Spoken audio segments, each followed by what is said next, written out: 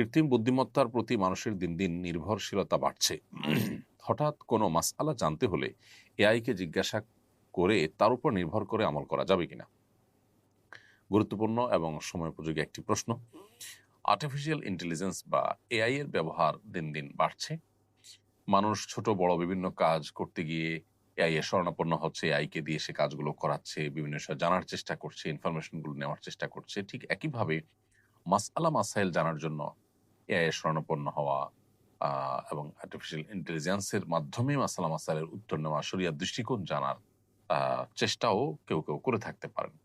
তো এ বিষয়ে শরিয়ার দৃষ্টিকোণ হলো যে আমরা যে কোনো ইলম অর্জন করব, যে কোনো জ্ঞান অর্জন করব, জেনারেল জ্ঞান যদি হয় তাহলে সেক্ষেত্রে এআই এর মাধ্যমে সেটি অর্জন করতে অসুবিধা নেই। এআই এর ব্যবহার অনেক বহুবিধ ব্যবহার করা যেতে পারে। এআই এর ব্যবহারের মাধ্যমে যদি আপনি শরিয়া বিরোধী কোনো কাজ করেন সেটা নিষিদ্ধ হবে, কিন্তু যখন সাধারণ কাজ করবেন সেটা অবশ্যই অনুমোদিত হবে।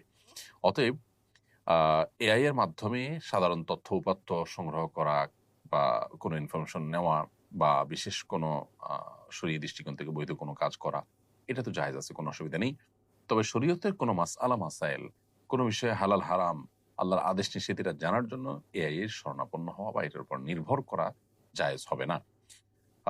শরণাপন্ন আপনি হয়তো হতে পারেন, কিন্তু সেটাকে ক্রস চেক করতে হবে দক্ষ ওলামা ইকরামের মাধ্যমে বা কোরআন এবং হাদিসের আলোকে আপনাকে চেক করতে হবে সেই ইনফরমেশনগুলো সঠিক কিনা। কারণ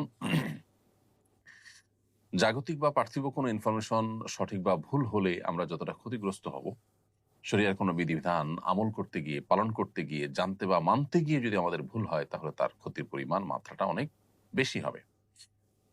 সুনানে দারমির একটি প্রসিদ্ধ হাদিস আমরা জানি, যেটি ইমাম মুহাম্মদ ইবনে সিরিন রাহিমাহুল্লাহর উক্তি। মূলত তিনি বলেছেন, ইন্না হাদাল ইলমা দীন ফানজুরু আম্মান তাখুযুনা দিয়ামাকুম।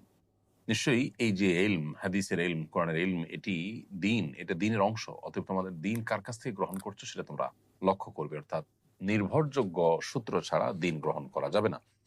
অতএব এআই বা আর্টিফিশিয়াল ইন্টেলিজেন্স এর উপরেই শুধুমাত্র নির্ভর করলে সেক্ষেত্রে সঠিক মাসআলা পরিপূর্ণ আমরা নাও জানতে পারি। কারণ আর্টিফিশিয়াল ইন্টেলিজেন্স মূলত তার নেটওয়ার্কের ভিতরে যা আছে, সে যা পাবে সেখান থেকে সে আমাদেরকে আসলে কাস্টমাইজ করে কিছু ইনফরমেশন হয়তো দিবে। বাট সেই ইনফরমেশনগুলো সঠিক কিনা, সেখানে ভুলভাল আছে কিনা সেটা আমাদের চেক করা উচিত।